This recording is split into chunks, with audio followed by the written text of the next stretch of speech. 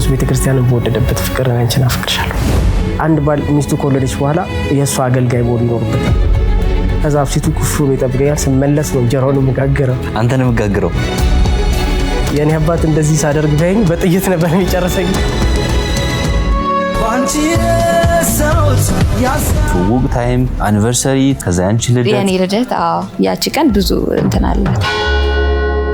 ቅዱስ ሚካኤልን ተሳልሜ ሳልፍ እሷ ከቤተክርስቲያን ጸሎቷን ጨርሳ ስትወጣ መንገድ ላይ ተገናኘን። አንተ ደግሞ አንዴ በብቸኝነት አንዴ በሚካኤል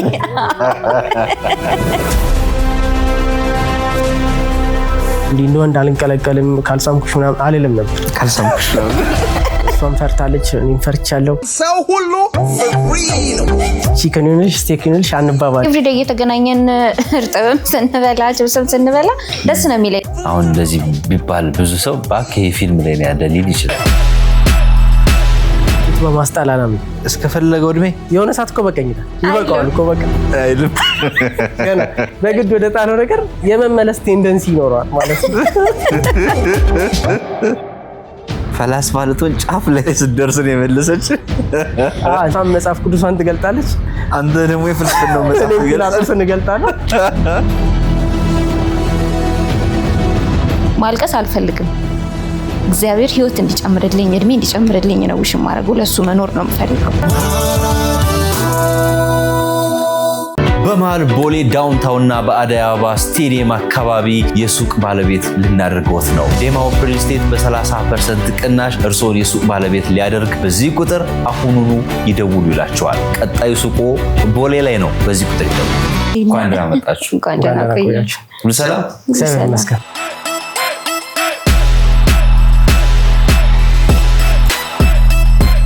ድባቡ እንዴት አያችሁት? በጣም ነው የሚያምረው። በጣም በቃ ቴንክ ሶ ማች። በድጋሚ ሰው እንተዋወቅ። ሜላት እባላለሁ። እኔ ታደለሽ መልስ እባላለሁ። ታዲያ ምን ስራ ላይ ነው ያለው? በአይቲ ሲስተም ውስጥ ነው ያለው፣ ሶፍትዌር ኢንጂነሪንግ። ኦኬ። ሜላት? እኔ አካውንታንት ነኝ። በጣም ጥሩ። ትንሽ ስለ ሁለታችሁም የተወሰነ ባክግራውንድ፣ ስለ ልጅነት፣ ስለ ፋሚሊ የተወሰነ ንገሩኝና ከዛ የጋራ ጉዳዮቻችሁን እንጫወታለን። ከእናት ይጀምር። እሺ። እኔ ለቤተሰብ ብቸኛ ልጅ ነኝ እና ያው ብቸኛ ልጅ ስትሆን ጥሩ አስተዳደግ ነው የሚኖርክ። ቤተሰብ ላይ ብቸኛ ልጅ እንደዛ ነው ይባላል እና ያው ሁሉም ቤተሰብ እየተቀባበለ ነው የሚያሳድግ። አያቴ ናት ያሳደገችኝ። እስከ 10 ተማርኩኝ። ከዛ በኋላ ውጤት 10 ላይ አልመጣልኝም ነበረ። ኮሌጅ ላይ ነው ከዛ በኋላ የጨረስኩትኝ። ኮሌጅ ላይ አካውንቲንግ ተምሬ አሁን ያው በስራ ዓለም ላይ ነው የምገኘው እና ያው ትምህርት ቤት ላይ ነበር ላይፍ ጥሩ ነው። ታዲ አንተም ንገረን። በቤተሰቦቼ የመጀመሪያ ልጅ ነኝ። 2 ወንድም 2 እህቶች አሉ። የመጀመሪያ ልጅ ቤት ውስጥ ብዙ ኃላፊነት ይወስዳል። እናትም አባትም ብዙ ነገር የሚነግሩት ብዙ ነገር ሼር የሚያደርጉት ስለሱ ነው።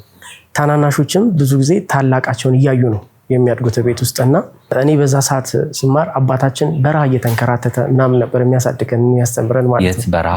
ጅቡቲ ድረስ እየተመላለሰ ነበር የሚያሳድገን። ኦኬ። አጋጣሚ ያው ትምህርት ላይ ጥሩም የነበርኩበት ጥሩም ያልነበርኩበት ጊዜያቶች ነበሩ። 9ኛ ክፍል አካባቢ ስደርስ ውጤት ይበላሽብኛል እና አጋጣሚ ውጤት የተበላሸብኝ ሰዓት አባቴ ነበረ የኔን የተበላሸ ካርድ ለመውሰድ አብሮኝ ሄደው እምነት ካላመጣ አይሰጥም ተብዬ ማለት ነው። አብረን መንገድ ላይ ስንሄድ ላቡ እንዲህ ሲፈስ አየሁት እና እኔ ለማሳደግ በረሃ እየተንከራተተ እንደዛ ላቡ እየፈሰሰ ድጋሚ ደግሞ ካርድ የተበላሽቶ የተበላሸበትን ካርድ ለማምጣት ለምንድን እንዲህ ላቡ የሚለፋው እስከ መቼ ነው እንደዚህ መሆኑ አልኩኝና ከዛ በኋላ ነው የትምህርት ህይወቴ ምናምን የተቀየረ። 9ኛ ክፍል ድጋሚ ስማር 1ኛ ነው የወጣሁት። ዋው የሚገርም ለውጥ ነው። እና በቃ የእሱን ልፋት ካየው በኋላ በነገራችን ላይ በደንብ ላመሰግነው ቤተሰቦቼን በደንብ ላከብራቸው ፈልጋለሁ። አባቴ ብዙ ነገር ነው። ከዛ በኋላ የትምህርት ህይወቴ በጣም የተስተካከለ ነው የነበረው። አባት ምን ይላሉ አሁን? በደንብ ነው ፕራውድ የሚያደርገው። አባት በቃ ለልጁ የሚመኘው ነገር በጣም ትልቅ ነገር ነው የሚመኘው። እሱ የዩናይትድ ኔሽን ምናምን ኃላፊ እንደሆነ ነው የሚፈልገው። የኤን ኃላፊ እንደሆነ ነው የሚፈልገው። በደንብ ድማር በደንብ ትልቅ ደረጃ እንድደርስ ነው የሚፈልገው። አሁንም ነው የምልህ፣ አሁንም ብዙ ነገር ነው ኤክስፔክት የሚያደርገው። እኔም ልፋቴን አላውቀውም። ሁሌም ጉዞ ሁሌም ጉብኝት አለ ከቬጂታን ኢትዮጵያ ቱር ኤንድ ትራቨል። ከቤተሰብ አሊያም በግሎ በአውሮፓ ድንቅ ጊዜ ለማሳለፍ በዚህ ቁጥር አሁኑ ይደውሉና ቀጣይ ጉዞውን ድንቅና የማይረሳ ጊዜ ያድርጉ። ቬጂታን ኢትዮጵያ ቱር ኤንድ ትራቨል። እናትስ? እናቴ ብዙ ኃላፊነት የወሰደችው እሷ ናት። ያው ጥሩ ስነ ምግባር ያለው ባል ለሜት ያስረከበችው እናቴ ናት። በጣም ደስ ይላል። ሰው ሁለታችሁም አንቺ ከኮሌጅ አንተ ከዩኒቨርሲቲ ግራጁዌትስ አደረጋችሁ ወደ ስራ ዓለም ተቀላቀሉ። ምናልባት እንግዲህ ወጣትነት ላይፍ ምናምን ያው የምትፈተንባቸው ነገሮች ይኖራሉ። ግን ያው የምትወጣበት ፋሚሊ ወሳኝነት አለው ለሚኖርክ ቲኔጀርም ላይ ሃይ ስኩልም ላይ ብቻ ከፍ እያልክ በመጣህ ቁጥር የምታሳልፋቸው ላይፍ ላይ የሚመጡ ቻሌንጆች ቤተሰብ ላይ ቤዝ ያደረገ ነው ብዬ ነው የማምነው። ያው ነገሮች ላይ ቆጠብ ብዬ ነው እንትን ያደረኩትኝና ያን ያህል በዛ ልክ እንትን ያልኩት ነገር የለም። ቆጠብ ብላሽ ነው የተገናኛችሁ? በጣም አሪፍ። እሺ ሰው ለመጀመሪያ ጊዜ የት እንዴት ተዋወቃችሁ?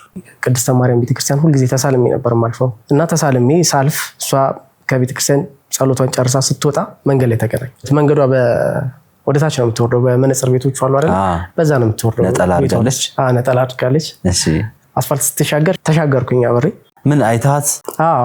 አይቻት። ምን እንዴት ተሻገር? ዜብራው ጋር አናገርኳት መጀመሪያ ሳትሻገር ማለት ነው። ኢንቴንሽናሊ ነው በዛ ሰዓት ማለት ሌላ ነገር ኢንተረስቱ ምናምን ኖሮኝ አይደለም። እንደዛ አይነት ባህሪም አልነበረኝም። እና ለምን ማታውቃትን ሲል እንዴት አናገራለሁ? እንዲህ ሚስትቱን ሲል አንዳንዴ ደፋር ሊያደርግ ይችላል። እሺ እና ዝም ነው ያለችው። ቤቷ አቅራቢያ እየደረሰች ስለነበረ በቃ ስልክ ልቀበልሽ አልኳት። ስልክ ተቀበልኩ። ሴቭ አድርጌ በቴሌግራም ማታ ጀምሮ እናወራ ነበር። የሰው ቀጥ ጀመርክ? ወሬ ጀመርን። ከዛ እሷን ብቸኛ ስለነበረች በዛ ብቸኝነት ነው የገባሁት መሰለኝና በደንብ ተቀብላ ታወራኝ ነው። በእናትሽ ከመጀመሪያው ሞመንት ጀምሮ አንቺም ንገሪኝ። በስልክ እንለዋወጥ ምናምን ነገር አለኝ። በቃ ስልኬን ሰጠሁትኝ፣ ተለያየን ማለት ነው። ከዛ በኋላ ያው ቴሌግራም ላይ ጻፈልኝ ማለት ነው። የፌስቡክ አካውንቴን እንድሰጠው ነው የጠየቀኝ ማለት ነው። ፌስቡክ ላይ እሱ በጣም አክቲቭ ነው። ፌስቡክ ላይ በደንብ እንትን አለ እና የፌስቡክ አካውንት ሽላኪልኝ አለኝ። ያው ፌስቡክ አካውንት ሰጠሁት። አጋጣሚ የተዋወቅ ነው በነገራችን ላይ ጳጉሜ 5 ነው። እኔ መስከረም 1 ልደቴ ነው። ኧረ ተይ በማግስቱ መስከረም 1 ነው የተወለድኩትኝና ከዛ ፌስቡክ አካውንቴን ሰጥቼው እኔ ፌስቡክ ላይ ስቶሪ አድርጌ ነበረ ልደትሽ መሆኑን። አዎ በርዝዴይ እንትን ስቶሪ አድርጌ ነበረ እና ያንን አየ። በዛ ያው ዊሽ ምናምን ሃፒ በርዝዴይ በሚል ከዛ እዛ ላይ ፎቶዎች በደንብ ያየው እዛ ላይ ነው። እንዳልኩ አጭር ታይም ስለነበር የተገናኘን የነበረው እና ጥሩ አጋጣሚ ነበረ። እንዳልኩ እኔ የተወለድኩበት ቀን ነውና የማይረሳ ነው። ሁሌ አሁን መስከረም ሲመጣ የተውቃችን ጊዜ አይረሳም። እንደ አንቨርሰሪ ነው በቃ ያ ታይም ማለት ነው። አንቨርሰሪ፣ ትውውቅ ታይም፣ ከዛ ያንቺ ልደት፣ የኔ ልደት። በጣም ብዙ ነገር ነው ያቺ ቀን የምታስታውሰው። ያቺ ቀን ብዙ እንትን አላት። ሰው ከዛ በኋላ መገናኘት ጀመራችሁ። ቀስ በቀስ እንዴት ወደ ፍቅር ተቀየረ? አልተገናኘንም። እሺ ያው ዝም ብለን በሶሻል ሚዲያ ብቻ ነበር የምናወራው። ምንም የፍቅር ኢንቴንሽን ወሬ ምናምንም የለም። የፍቅር ወሬ ምንም ጭራሽ አልነበረም። ከዛ እንዲህ በስናወራ ጎላ ሚካኤል ቤተክርስቲያን አገልጋይ እንደነበረች እኔ ታገለግል እንደነበረ መንፈሳዊ ነገሮች ላይ ማውራት ጀመረ። እርስ በርስ መተዋወቅ። ጎላ ሚካኤል ሰንበት ተማሪ ነበርሽ? ከዛ ልክ መስከረም 12 የሚካኤል ቀን ሚካኤል እንሂድ ብላት እምቢ አትልም አልኩኝና ሄድኩኝ። አንተ ደግሞ አንዴ በብቸኝነት አንዴ በሚካኤል። ከዛ እዛው የተዋወቅንበት ቦታ ቅድስተ ማርያም ቤተክርስቲያን አካባቢ ቆሜ የጠበቅኳት መጣች። ከዛ ተያይዘን ጎላ ሚካኤል ቤተክርስቲያን ሄድን። ዞር ብላ አላየችኝም። እሷን ፈርታለች፣ እኔም ፈርቻለሁ። ዝም ብለን ቤተክርስቲያን ተሳልመን ጸሎታችንን አድርገን ወደ ቤት ሸኘኋት። ገባች። ምንም ሳትዋሩ? አዎ ማየት ራሱ በቃ ፈርቼ ነበር። እኔም በቃ ብዙ እንደዚህ ወሬ አልነበረም። በቃ ሰው ሲገናኝ እንደሚያወራው አልነበረም የምናወራው። እኔም ገፍራት ስለነበረ በቃ ቁጥብ ያለ ነገር ነበረ ወሬያችን ምናምን። ጸሎቱ ውስጥ የተጨመረ ነገር አለ? አዎ አለ በደንብ አለ። እሺ ብዙ ነገር ነበር። እኔ ከሚካኤል ጋር ብዙ ቁርኝት ነው ያለኝ። ሁልጊዜ ከስራ ስወጣም ቅዱስ ሚካኤልን ተሰናብቼ ስገባም የማናገረው ማወራው ነገር ነበረኝ እና ልጁን ነው የሰጠኝ። ምን እየተሰማሽ ነበር አንቺ? ፍርሃት ብቻ ነው እንጂ በዛ ሰዓት የተለየ ምንም አይነት ፊሊንግ አልነበረኝም። ጥሩ። እሺ የመጀመሪያውን እንግዲህ ያው በብቸኝነቷም በልደቷም ከዛ በሚካኤል እያልክ ቀጠልክ። ሶስተኛ ደግሞ በምን መሰለህ የተፈጠረው? ዝምተኛ ናት፣ ከቤት አትወጣም። ከዛ በኋላም እኮ በሚካኤልም እኮ በግድ ነው የመጣችው። እሺ ስራ ላይ ነኝ ቢዚ ነኝ ምናምን ነው የምትለው፣ አትገኝም።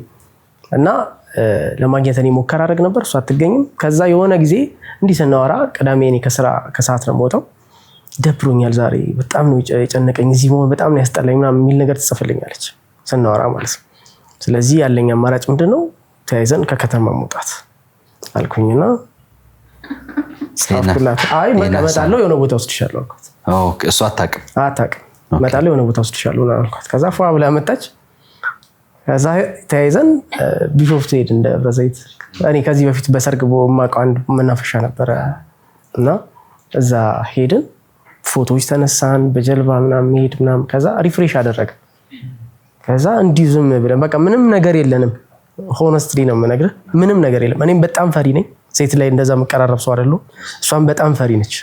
እሷም እያከበረችኝ የመጣችው በዛ እንዲህ እንደ ወንድ አልንቀለቀልም ካልሳምኩሽ ምናምን አልልም ነበር። ካልሳምኩሽ እሺ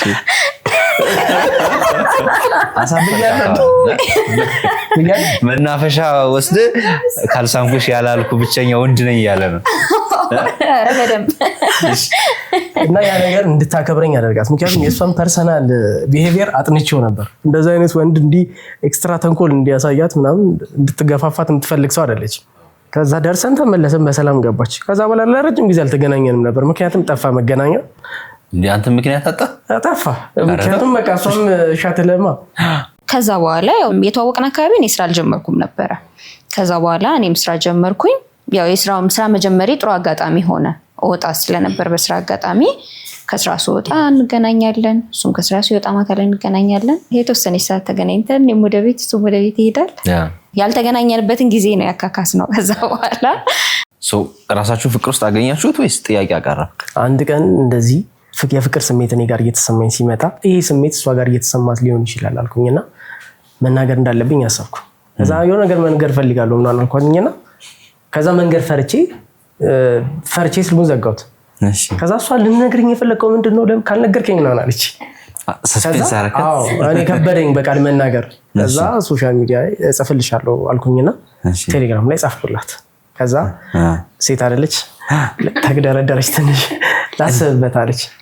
ከዛ አሰበችበት ምናምን። ከዛ ኦልሞስት ከሳምንት በኋላ ከሳምንት ልመና ሳምንት ነው ያሰበችበት ልመና ከሳምንት ሀሳብ በኋላ ተቀብያለሁ አለች።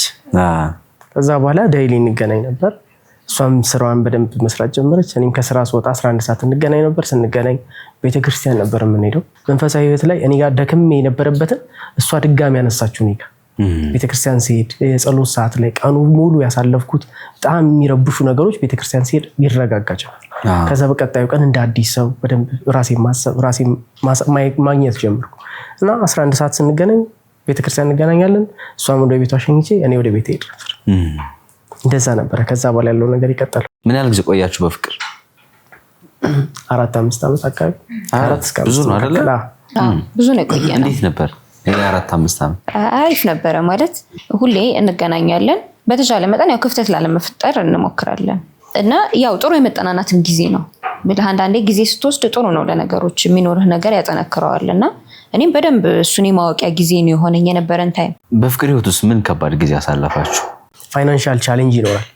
ሰርቪስ ቤት ውስጥ ነበር የምኖረው ቤተሰብ ጋር እና ቀጥታ ወስጄ ሚስቴን ቤተሰቦች ቤት ምናምን ማስገባት አልፈለኩም። ቤት ተከራይተን ዕቃ ሞልተን የምንለው ነገር ነበር። ይህንን ለማድረግ የከፈልነው ቻሌንጅ ዘላስት 4 እና 5 ዓመት በፍቅር ስንቆይ በየቀኑ እንገናኛለን፣ ቅዳሜ እንገናኛለን ምናምን። ትልልቅ ሆቴሎች እየገባን ምናምን መገባበዝ የለም። በትልልቅ ፍቅረኛሞች ለምን ይሆንልሽ ለአንቺ ቺከን ይሆንልሽ ስቴክ ይሆንልሽ አንባባልም። ምን ይሆንልሽ ነው? እርጥብ ነበር ምን በለው ትልቅ ባለውለታችን እርጥብ ነበር ምን በለው እና ቺፕስ ወይ እርጥብ ነበር ምን በለው። ምክንያቱም ፋይናንሻሊ ሴቭ ማድረግ የነበረብን ሌላ ጊዜ ሆነ። አሁን ከትዳር በኋላ ስቴክ በላችሁ እና ፋይናንሻሊ ሚያዝ ማድረግ ያለብን ነገር ስለነበረ እሷም በደንብ ደስ የምትለኝ በደንብ በጣም በዚህ አጋጣሚ ላከብራት የምፈልገው ነገር በጣም ቻሌንጅ አድርጋ የሆነ ሆቴል እንዲህ ዛሬ አምሮኛል አትቀብጥም። እንደዛ የምትል ሴት አለች። ይህ ያኛው ልብስ አየሁት በጣም የሚያምረው ግዛልኝ የምትል ሴት አልነበረች። ላድርግ ብትል ግን ነበር። አዎ ላድርግ ብትል ታደርጋለህ። ቤታችንን በጥሩ ነገር ነው ያሟላ ነው ስንገዛ ጥሩ ነገሮችን እየሄድን የገዛ ነው። ምክንያቱም ቤታችን ስንገባ ወደ ነው እኔም እሷም ሮጠን ቤታችን ለመግባት በጣም ቤት ውስጥ ሴታፑን ምናምን በደንብ ነው ያሳምራል። እንደዚህ አይነት ነገሮች ያው ብዙ ጊዜ ፊልም ላይ ብቻ የሚታዩ የሚመስሉ አሉ። አሁን የፍቅር ህይወት ሲባል አሁን እንደዚህ ቢባል ብዙ ሰው ባክ ይሄ ፊልም ላይ ነው ያለ ሊል ይችላል። ያንቺን እዚህ ቦታ ላይ የነበረሽን ስሜት ንገሪኝ። ኤቭሪዴይ እየተገናኘን እርጥብም ስንበላ ጭብስም ስንበላ ደስ ነው የሚለኝ። ምልህ ከሱ ጋር መሆኑን ነው የምትፈልጊው፣ ከሱ ጋር መሆኑን ነው እንጂ ሁኔታውን አይደለም። ሁኔታውን አልነበረም። በቃ ከሱ ጋር የነበረኝ ጊዜ በደንብ እንዳልኩ ደግሞ ብቸኛ ልጅ ስለነበርኩኝ በቃ ደስ ይለኝ ነበረ ከሱ ጋር ስንሆን። ያው ያወራኛል ደግሞ በጣም ተጫዋች ነው ምናምንና በደንብ ኢንጆይ አድርጌ ነበር የምገባው። እንዳለ ፋይናንሻሊ በዛ ሰዓት አተን ሳይሆን ያለንን ነገር ሴትል ማድረግ ስለነበረብን ያዝ ማድረግ ስለነበረብን ነው በሰዓቱ። እሺ ከዚህ ከባድ 4 እና 5 ዓመት በኋላ ኦልሞስት ከዛ ወደ ትዳር ነው ሄዳችሁት። ፋይናሊ እንዴት ዲሳይድ አደረጋችሁ? በምን አይነት መንገድ? ቅድም እንዳልከው ነው የቤተሰብ ጫናው። እሷም እንድታገባ ቤተሰብ ይፈልጋል፣ እኔም እንዳገባ ቤተሰቦቼ ይፈልጋሉ። ምንድነው የነበረው ሽማግሌ ሲላክ የኦልሞስት ፋሲካ አካባቢ ነው ሽማግሌ ተላከው። ፋሲካ ጾም ከወጣ በኋላ ሽማግሌ ተላካ። ከዛ በኋላ ቶሎ ወደ ትዳር አልገባንም። ኦልሞስት ለአመት ሊሞላው ትንሽ ሽማግሌም ተልኮ ቆያችሁ?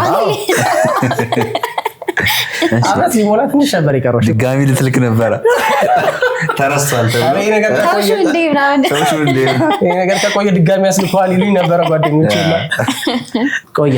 ከዛ ንስሐ አባት ነበረ የሁለታችንም የጋራ ንስሐ አባት ነበረ። ከዛ በጋራ ንስሐ አባታችን ጋር ሁለታችንም በጋራ ንስሐ ገባን። ከዛ ቤተክርስቲያን የሚያስፈልገውን ኃላፊነት ተወጣን። ከዛ በኋላ እንጦጦ ኪዳነ ምህረት ሄደን ከዛ አባታችን ራሳቸው ናቸው የምትጋቡበትን ቀን ምረጡና ንገሩኛል። ከዛ በዚህ ቀን ብለው 3 አማራጭ ሰጥተውናል። አማራጭ የሰጡብን ደግሞ የራሳቸው የሆነ ሚስጥራዊ ምክንያት ነበራቸው። ከዛ እኛ ኪዳነ ምህረት ሄድንና ጸለይን ሁለታችን። ከጸለይን በኋላ ኪዳነ ምህረት በ16 ነው። 16 ደግሞ የሚለው አርብ ቀን ነበር። ከዛ እጣ ነው ያወጣነው። ከጸለይ ቆመን ሁለታችንም እየጸለይን 3 እጣ አስቀመጥን። 3 ቀኖች ጽፈን 3ቱም ቀኖች በጣም ልትዋጡ ነው። በጣም ልናወጣ ማለት ነው። 3 ቀኖች ጽፈን ከዛ ኪዳነ ምህረት በ16 ነው። ከዛ በ17 ጥር 17 የሚለውጣ ወጣ ማለት ነው። ኦኬ አርብ ቀን ስለነበር ኪዳነ ምህረት ማለት አርብ ቀን ስለነበር ኪዳነ ምህረት የመረጥናቸው ቀናቶች የሁሉም ቅዳሜ የሚሆኑባቸው ቀናቶች ነው የመረጥነው የነበረው። ፕሮግራሙ እንዲሆን የፈለግነው ቅዳሜ ስለነበረ ማለት ነው። ከዛ ጥር 17 ወጣ። ከዛ በጥሩ ሁኔታ ተቀባል። በቤተክርስቲያን ተጋባችሁ? በቤተክርስቲያን ነው። እንጦጦ ነው ያደረጋችሁት? ቦሌ መድኃኒዓለም ነው። እንዴት ነበር ሰርጉ? ደስ ይላል። ቤተክርስቲያን ስርዓት ነው ግን ንገሪን እስኪ። ደስ ይላል ማለት በቃ ከእግዚአብሔር ጋር የምትሄደው መንገድ ሁሌም በቃ መልካም ነው። በቃ ደስ ይላልና ሰንበት ተማሪም ነበርኩኝና በቃ ሁሌም ዊሽ ማረገው ስለነበር ደግሞ የምታገኘው አጋር ወይም አብሮክ የሚሆነው ሰው ሐሳብህን ሼር የሚያደርግ ወይም ደግሞ ያንተን ሐሳብ ደግሞ የሚቀበል ሲሆን ደስ ይላልና እሱም ተመሳሳይ አቋም ስለነበረው እንደዛ ነበር የነበረውና በጣም ደስ ይል ነበረ። እግዚአብሔር የነበረበት ሰርግ ነበረ። በቃ ደስ በሚል ሁኔታ አለፈ። ዴማ ሆፕ ሪል ስቴት ልዩ የወንዝ ዳር ፕሮጀክት አዲስ ሳይት ይዞ ቀርቧል። ከብሪቲሽ ኤምባሲ አጠገብ ድንቅ የመኖሪያ ቤቶችን ብቻ የያዘ እጅግ ግዙፍ የመንደር ግንባታ ጀምረናል። 15% ቅድመ ክፍያ ብቻ ይዘው ጎራ ሲሉ የቅንጡ ቤት ባለቤት ይሆናሉ። በመሃል ቦሌ ላይ ያቀረብናቸው የንግድ ሱቆች እየተጠናቀቁ ሲሆን ጥቂት ሱቆች ስለቀሩን የማጣሪያ ልዩ 30% ቅናሽ አዘጋጅተናል። በታላቁ አደይ አበባ ስቴዲየም አቅራቢያ የሚገኙ ጥቂት ሱቆች ጥንቅቅ ብለው በልዩ የማጣሪያ ቅናሽ እየጠበቁት ነው። ሾላ ላይ በ15% ቅድመ ክፍያ ብቻ የዚህ ዕድል ተጠቃሚ እንዲሆኑ ዛሬውኑ ይደውሉ። አንተ ጋር የነበረው ስሜት? ያው ጓደኞቻችን ነበሩ፣ ቤተሰብ በሷ በኩል በኔ በኩል ነበረና ባልጠበቅነው ሁኔታ እግዚአብሔር እንደዚህ ሊያደርግልን ይችላል እንዴ ባላልነው ሁኔታ አዳራሹ ያምር ነበረ። ሁሉ ነገር በጣም ጽድት ያለ ነው የነበረውና በዛ መንገድ ተጋባን። እንግዲህ ለዘመናት ስትናፍቁት የነበረውን መለየት በትዳር አንድ ላይ መኖር ጀመራችሁ። በጣም አሪፍ። እንዴት አገኘሽው አባወራነቱን? በጣም ጥሩ አባወራ ነው ማለት በቃ የቤት ሰው በቃ የትዳሩ ሰው በጣም ኮሚትድ ለቤቱ። እንደውም ጓደኝነት ላይ ከነበርንበት ጊዜ በጣም ብዙ የተለየ ነገር ነው ያየሁት።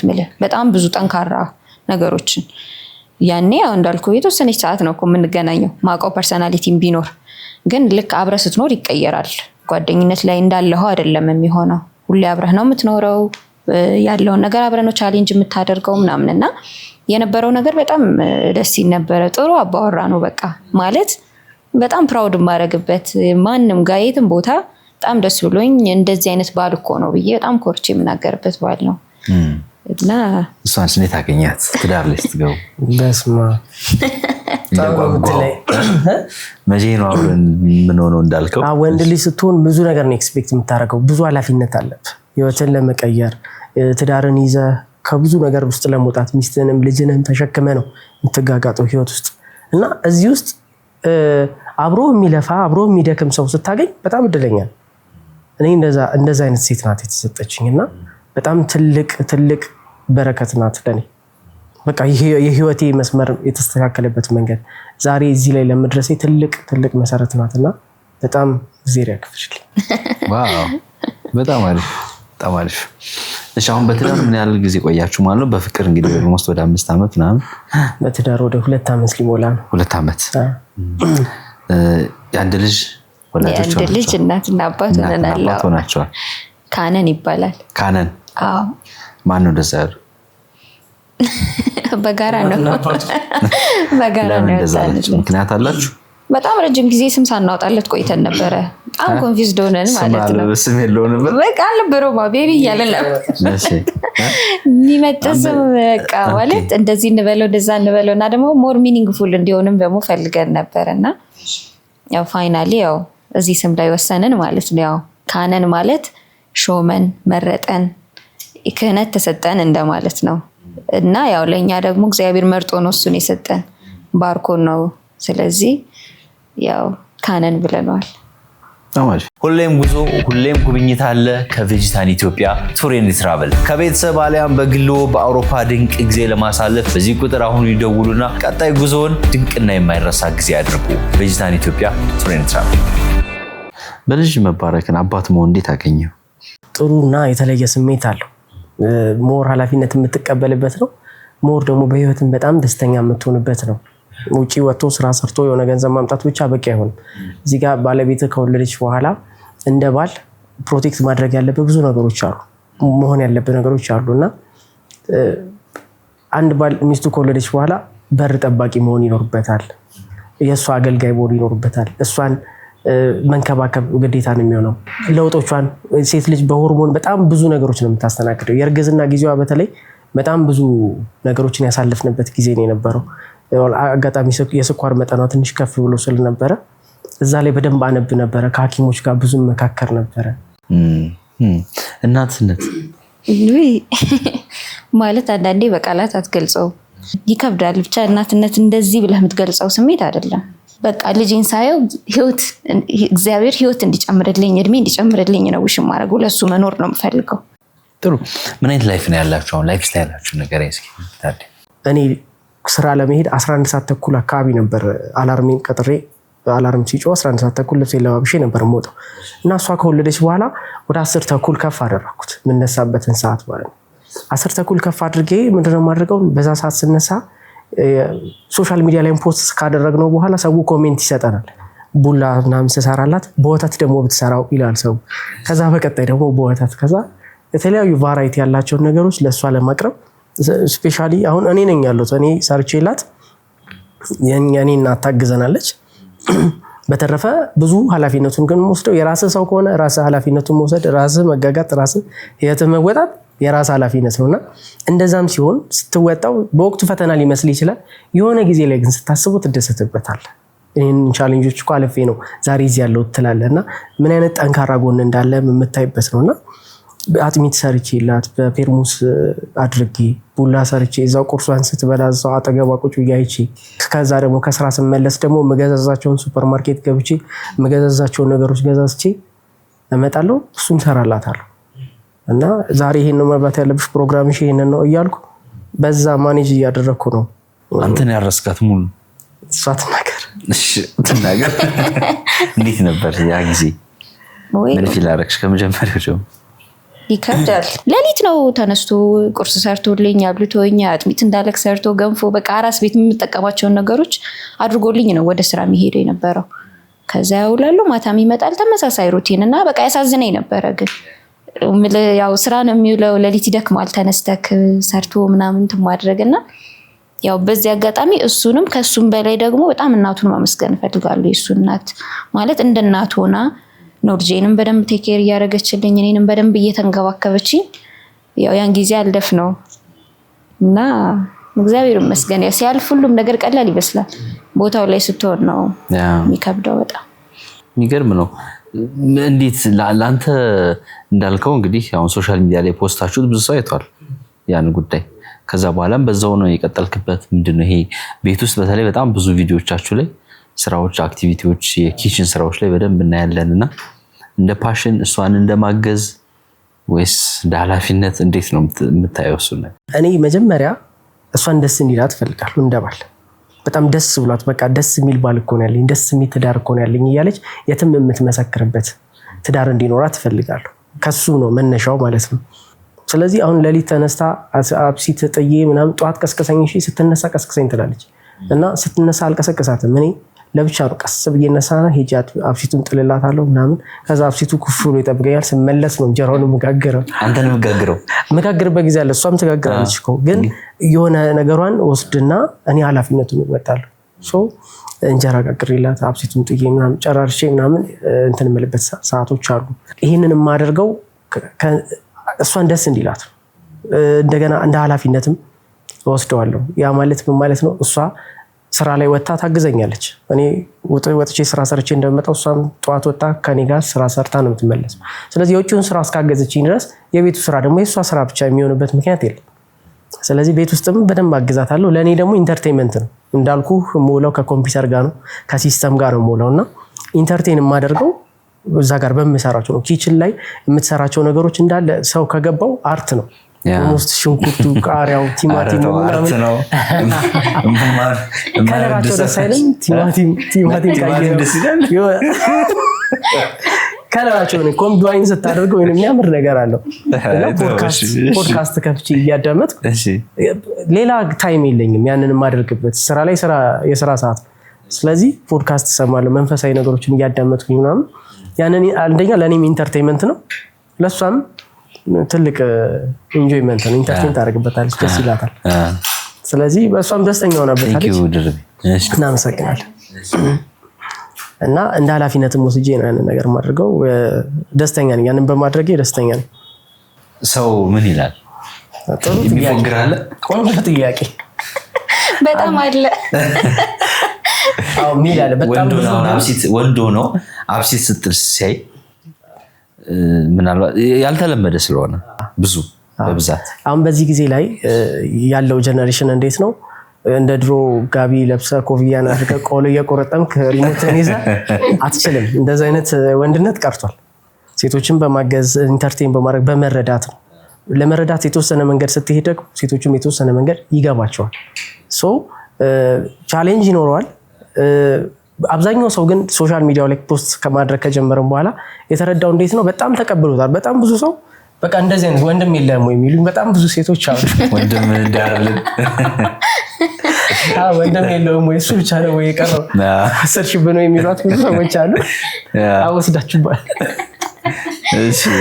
እና ግን ደግሞ አንዳንዶች ደግሞ አሉ ያው እንደዚህ አይነት አንዴ ማረሰው አለና አብሲት ስጥል ምናምን ለሊት ተነስቼ ምናምን ያለበት ቪዲዮ ላይ አንድ ልጅ ኮሜንት ያደረገው አይረሳኝም። የኔ አባት እንደዚህ ሳደርግ ቢያየኝ በጥይት ነበር የሚጨርሰኝ ያለበትን አልረሳውምና አሉ እንደዛ አይነት ሴቶችም እኮ አሉ። አንዳንድ ሴቶች ላይ ባላቸው እንደዛ ሊሰራ የማይፈልጉ አሉ አይደል? አዎ አንቺ ግን ትፈልጋለሽ? ደስ ይለኛል። ያው ማለት ሰፖርት መደረግ እኮ ማንም አይጠላም። ስለአሁን ይሄ እኮ ሙሉ ኃላፊነት ወስዶ የኪችን ስራ ይስራ ሳይሆን መተጋገዝ ነው። በቃ ደግሞ እንዳለህ ነው እኮ እንጂ ታረግበታለህ። ላይፍ አይሰለችህም፣ ደስ ይላል። ኪችን ላይ አብረህ የሆነ ጊዜ እኮ ታሳልፋለህ እየሰራ ምናምንና ያው የአንድ ሰው ኃላፊነት ሲሆን ህይወት ይሰለቻል፣ ምንም ጥያቄ የለውም። አሁን ልጅ መጥቷል ምናምን ገባ። አሁን ለምሳሌ እሱ ስራ ነው የሚውለው አይደለ? አሁን ላይ ያው የወሊድ ረፍት ላይ ነኝ ከልጅ ጋር እና ያው ደክሞኝ ምናምን ማታም እሱ ተመሳሳይ በቃ ደክሞኛል ልተኛ ምናምን አይልም። መቶ ማታም ያግዘኛል ልጁን ኢቭን ተኝ እኔ ቴክ ኬር አደርገዋለሁ ይላል፣ እኔ አርፋለሁ። እና ላይፍ ስትተጋገዝ ይቀላል የተሻለ። እኔ እንደዛ ነው ማምነው። ያው እንዳልኩ አሁን ሴቶች የማይፈልጉት እኮ ወንድ ልጅ አሁን እንዲያበስል ዊርድ የሚሆንባቸው ሴቶች ኪችን ባሌን ማየት አልፈልግም ይሉ አሉ። አዎ እንዳልኩ የሆነ ከሆነ ጊዜ የመጣ አመለካከት እንግዲህ ውስጣቸው የያዙ ሴቶች ሊኖር ይችላሉ። ምልህ አሁን ትልልቅ ሰዎችም እንኳን አክሰፕት የማያደርጉ አሉ። ኢቭን ወንድ ልጅ መሶብ ከፍቶ እንዲመገብ ምናምን እንደ ነውር እኮ ይቆጠራል አይደለም። ስለዚህ እንደዚህ አይነት አመለካከት ያላቸው ሴቶች ሊኖር ይችላሉ። ግን እኔ ፐርሰናሊ ከጠየቀኝ ልክ ነው ብዬ እኔ አላስብም። እንዳልኩ መተጋገዝ ነው እና ኢንጆይ ታደርግበታለህ። አስለመድክ ይሄን ነገር በቃ ሰውም እያየ አንተም ለመድከው ገባ አወክበት በዛው ቀጠልክ። ብዙ አንዳንዴ እንደውም የምሰራቸው ነገሮች ላይ እኔ በደንብ ነው በጥንቃቄ ነው የምሰራው እና እያንዳንዷን የምጨምራትን ነገር አስቤና ኢቭን እንደውም እኔ የምሰራው ነገር አይመቸውም። አንዳንዴ የምበልጣት ጊዜ አለ። እስኪ አንተ ፍርፍር ናት ያማረችኝ ሳሰራልኝ ትላለች እና እኔ ራሴ ቴኬር አድርጌ ራሴ ሰራቸዋለሁ ማለት ነው። በጣም አሪፍ ማራኪ ወግ ብዙዎች ቤት እየገባ ያለፉበትን የመጡበትን የስኬት ሚስጥራቸው እንደሚያሳያችሁ ሁሉ እንደዚህ ያልተነገሩ ድንቅ ታሪኮችንም ወደ እናንተ እናደርሳለንና እናንተም ድንቅ የቤተሰብ የፍቅርና የስኬት ታሪክ አላችሁ እዚህ መታችሁ ተዋጉናላችሁ። እኛ ከልብ እንሰማችኋለን። አሁኑኑ በዚህ ቁጥር ቴሌግራም ላይ በድምጽ ወይ በጽሁፍ ላኩልን። እኛ ቀጣይ የማራኪ ወግ እንግዳ እናደርጋችኋለን። ሰው ትዳር እንዴት ነው አሁን ያለፉበት ሁኔታ? ትዳራችሁ፣ ስራችሁ፣ ላይፋችሁ በብዙ መንገድ ምን አይነት ለውጦች አሉ? ስራ ላይ፣ ላይፍ ላይ አሁን ያላችሁበትን ደረጃ ንገሩኝ እስኪ። አሁን ያለንበት ደረጃ ጥሩ የሚባል እግዚአብሔር ይመስገን ጥሩ ደረጃ ላይ ነው።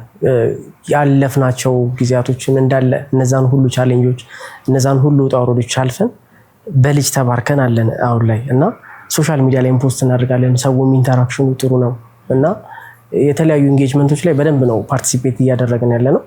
እኔም እሷን በማግዝበት እሷም እኔን በምትረዳበት ትዳራችንን ጥሩ አድርገን መምራት ይችለናል። ጥሩ የፍቅር ህይወት አለን። በጣም በቃ ከስራ ቶሎ ቤት ለመመለስ በደንብ ነው የምጓጓው። ጓደኛ ሰርክል ምናምን የለህም? አሉኝ፣ ብዙ ጓደኞች አሉ።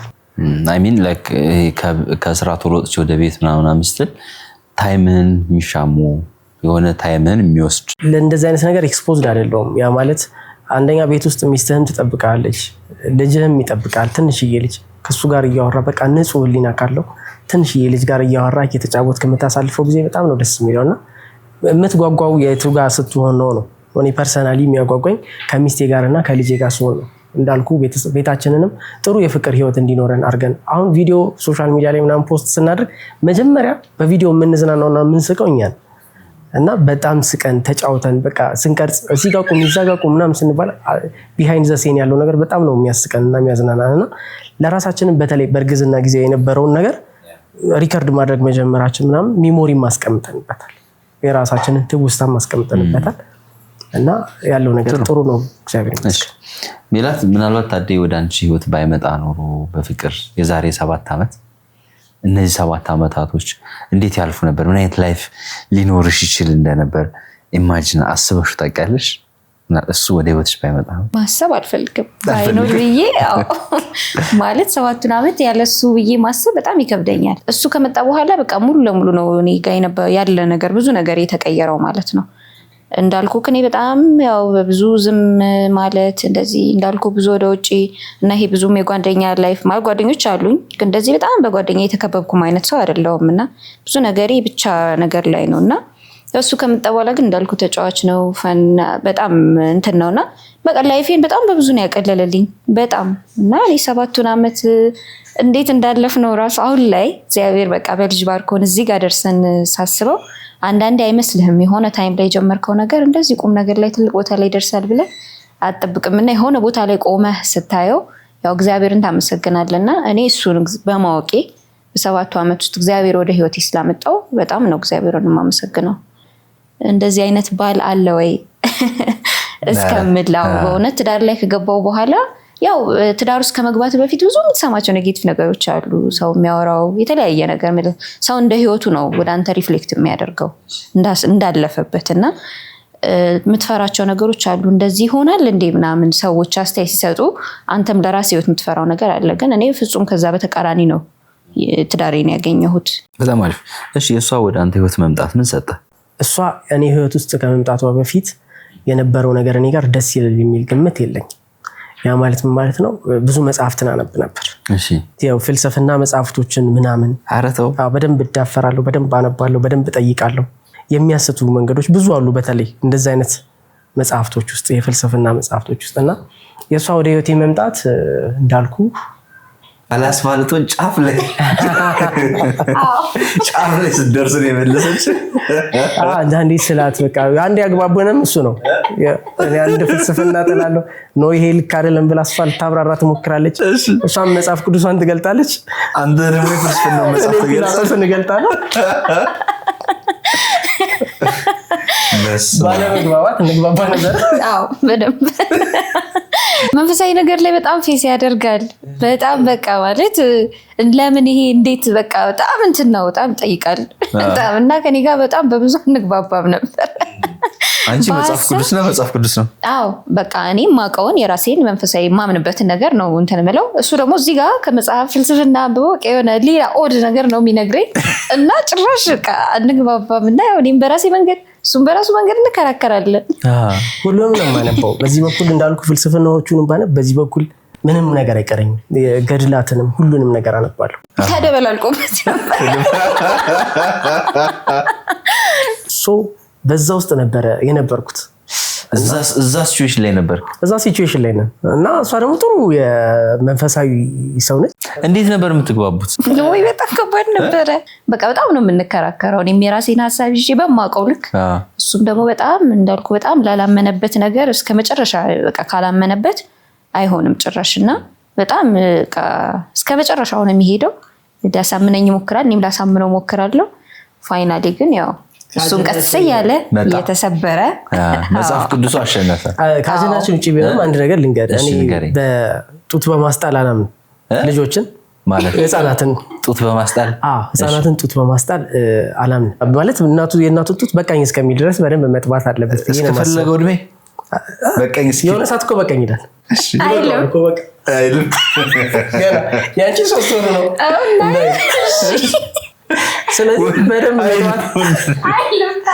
በደንብ መጥባት አለበት የሚል እሳቤ ነው ያለኝ። ይሄ ለምንድን ነው? ለምሳሌ በልጅነት የሰው ልጅ ከሆድ ሲወጣ ከእናቱ ሆድ ሲወጣ ብቸኛ በቃ አለኝ ብሎ ተስፋ የሚያገኘው የእናቱን ጡት። ልክ ትብቱ ከተቆረጠ በኋላ እዛ ጋር ያለው ህይወት ይቋረጣል።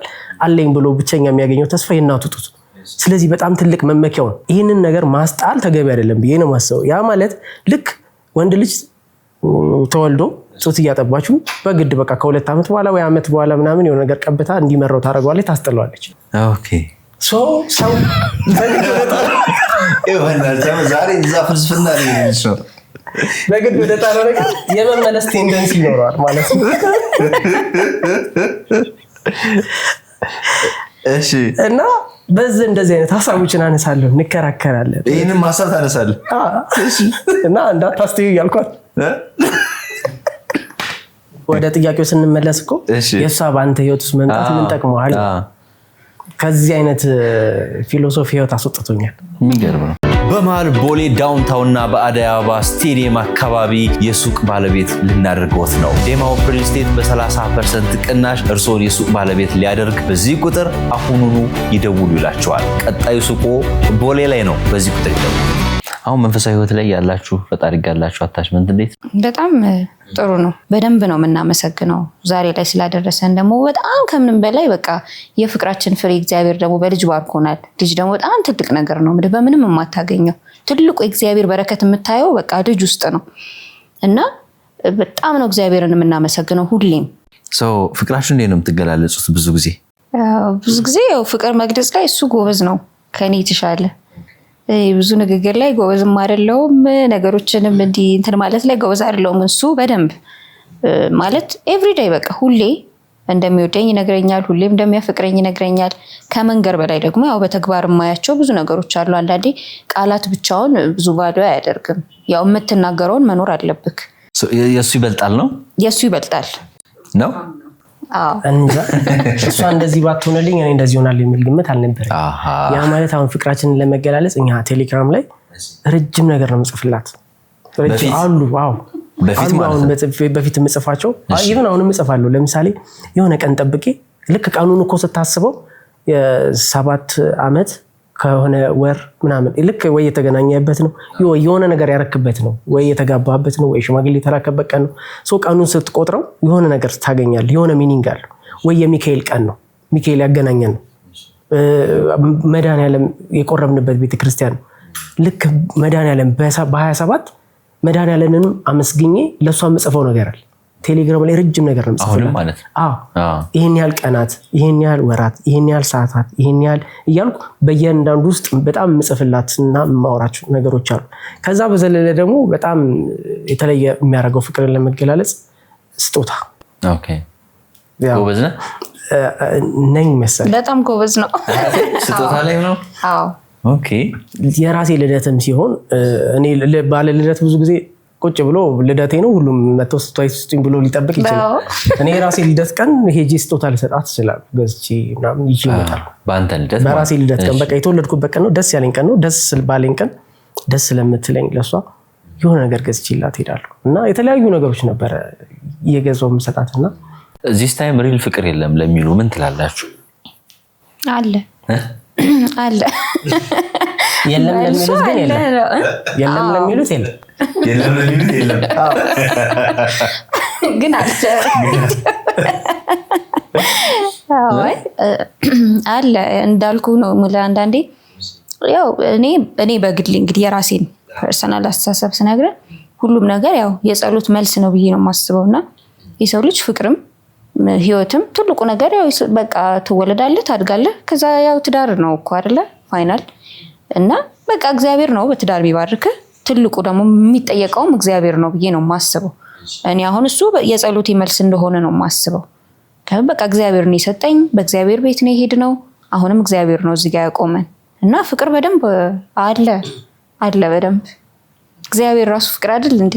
ፋይናንስና ፍቅር፣ ፋይናንስና ትዳር ላይ ትንሽ ሀሳብ ብትሰጡኝ ደስ ይለኛል። ያው ጥያቄ የለውም እኮ ማለት ቢከብዳል ማለት የሆነ ፋይናንሻሊ ስቴብል ሳታደርግ ፍቅር ትንሽ ያው ይከብዳል። በእርግጥ ከዜሮም እኮ ትነሳለህ ማለት ምንም ሳይኖርክ ያለህን ፍቅር አጠንክረክ ይዘክ እኮ ትነሳለህ። ግን ናይዴስ ደግሞ ትንሽ ፋይናንሻሊ ትንሽም ቢሆን ስትሮንግ ካልሆንክ እኔ ይከብዳል ብዬ ነው የማስበው። ስትነሳ ትንሽ ነገር ይዞ መነሳት ጥሩ ነው። በዜሮ መነሳት ትንሽ ይከብዳል እና እኔ ቻሌንጅ ያደርጋል ብዬ አስባለሁ። ፋይናንሻሊ ስትሮንግ ሳትሆን ፍቅር ትንሽ ይከብዳል። አይገናኙም፣ ትንሽ ይከብዳል። አይ ምንድነው እኔ የማስበው ፋይናንሻሊ ልትፈተን ትችላለህ። ዝም ብሎ ፍቅር ተብሎ ደግሞ ፍቅር ስሜቱ ሌላ ነው፣ ከባድ ነው።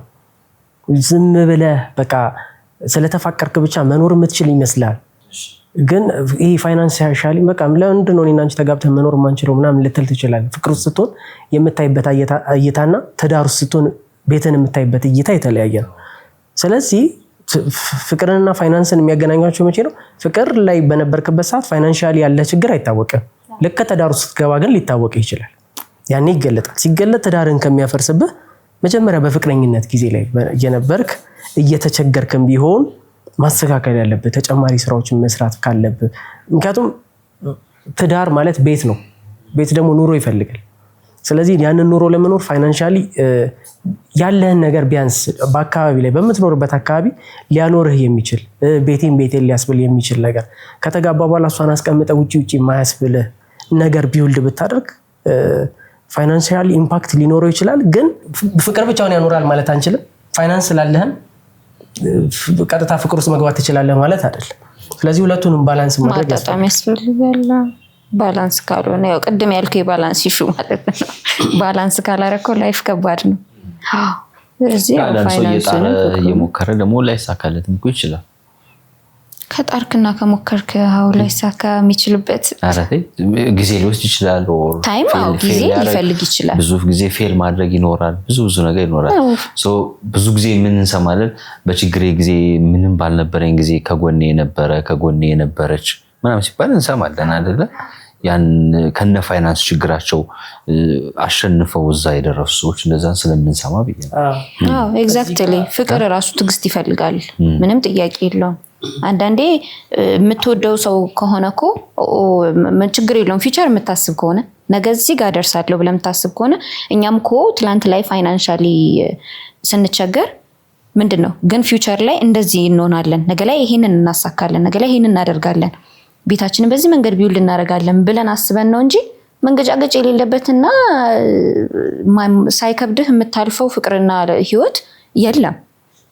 ግን እንዳልኩክ በቃ የሆነ ታይም ላይ ደግሞ ያልፍና ተስተካክለክ እንዳልከው በችግሬ ሰዓት ባዶ በነበርኩ ሰዓት ባልነበረኝ ሰዓት አብሮኝ ነበር አብራኝ ነበረች የሚለው ነገር የሚመጣው የሆነ ስቴፕ ላይ ስትደርስ ነው። ግን ያን ጊዜ ያው በትዕግስት ያለውን ነገር ቻሌንጁንም ሁሉንም ነገር ያው ተቋቁመህ ነው የምታልፈው። ከእናንተ ላይፍ ስታይል ከኑሯችሁ ከፍቅር ህይወታችሁ አሁን ደግሞ ወላጆች ሆናችኋል፣ ምንድነው ቲፕ የምታደርጉት ሀሳብ? እኔ ምንድነው ማስበው አሁን ቤዚካሊ ወደፊት የምማወራው ነገር ነው። እኔና እሷ ስንገናኝ እኔ ቤት ነበር ከቤተሰብን ካስተዋወቅኳት በኋላ እኔ ቤት አልፎ አልፎ ትመጣ ነበርና ትንሽ ሰርቪስ ቤት ውስጥ ነው የምኖረው። ከዛ ምንም ነገር የለም። እዛ ጋር ውጪ ላይ ኪችን አለ፣ አንድ ስቶቭ አለ እዛ። ከዛ እዚህ ጋር የሆነ እንደ መጅሊስ የተነጠፈ ፍራሽ አለ፣ ቲቪ አለ። ከዛ ቁም ሳጥንና አልጋ ብቻ ነው የነበረው። ምንም ባልነበረኝ ጊዜ የነበረች ጓደኛዬ ናት። ያ ማለት ኦልሞስት 5-6 ዓመት ለመጋባት የከበደን በዛ ሰዓት ቀጥታ ወተን በቃ ተከራይተን በቃ ቤታችንን አሟልተን የምንልበት ፋይናንሻል አቅምም ስላልነበረ ያን ነገር እናስተካክለው ብለን ማስተካከያ ጊዜም ወስደን ነው። ግን እድል መሰጠታት ይፈልጋል። እሷ እድል ሰጣኝ ነው ማለት እኔን ጠብቃኝ እሷም አግዛኝ ነው ቤታችንን ቢውልድ አድርገን ፍቅራችንን አይ ምንም ነገር የለውም ብሎ ጥሎ መሄድ እሷንም እንደዛ ሪጀክት ማድረግ ሳይሆን እድል መስጠት፣ ጊዜ መስጠት። የሰው ልጅ በጊዜያት ውስጥ ይቀየራል። ዛሬ ላይ ያለንን ጣፋጭ ፍቅር ጣፋጭ ፍሬ ማግኘት የቻልነው በትዕግስት ትክክለኛና እውነተኛ ፍቅርን ኤክሰርሳይዝ እያደረግን ስለኖረን።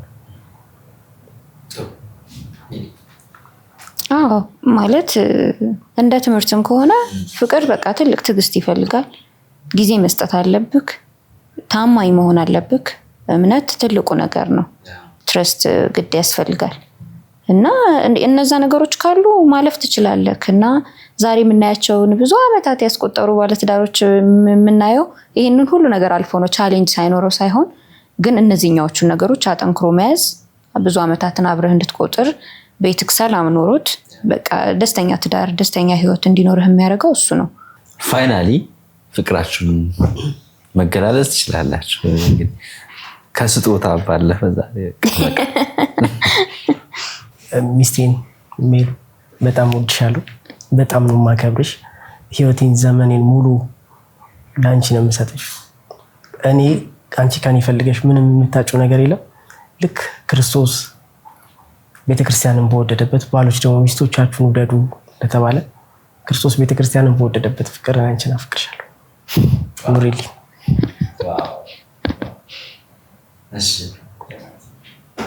ያው ማለት አንዳንዴ ፍቅር መግለጽ ሲባል የሆነ የሚያሳንስብኝ ይመስለኛል ቃላትና በጣም አመሰግነዋለሁ። በቃ የመኖሬ ምክንያት ነው ማለት ህይወቴ በብዙ ደስተኛ እንዲሆን አሁን ላለሁበት እንደዚህ አይነት የተሳካ ህይወት ላይ እንደሆነ ያደረገኝ እሱ ነውና በቃ በህይወቴ ውስጥ ለሚከፍለው ዋጋ በሙሉ በጣም አመሰግናለሁ። ኑርልኝ። ብዙ አመት አብሮ ያኑረን እና አርጃ አብረን ልጃችንን ለማሳደግ እግዚአብሔር ጤና ይስጠን። ይሄን ነው ማለት የምችለውና በጣም አፈቅርሃለሁ። ቴንክ ዩ ሶ ማች። እኔም በጣም ነው የማመሰግነው ስለመጣችሁ ይህን ቆንጆ ቆይታ እንድናደርግ ስለፈቀዳችሁ። ስለ ፍቅር፣ ስለ ትዳር፣ ስለ ስራ በጣም ብዙ ነገር ነው ያወራችሁት እና ከዚህ ውስጥ ደግሞ ብዙ የሚመለከቱን ወጣቶች እንግዲህ ሀሳቡ ይወስዳሉ ብለን እናስባለን።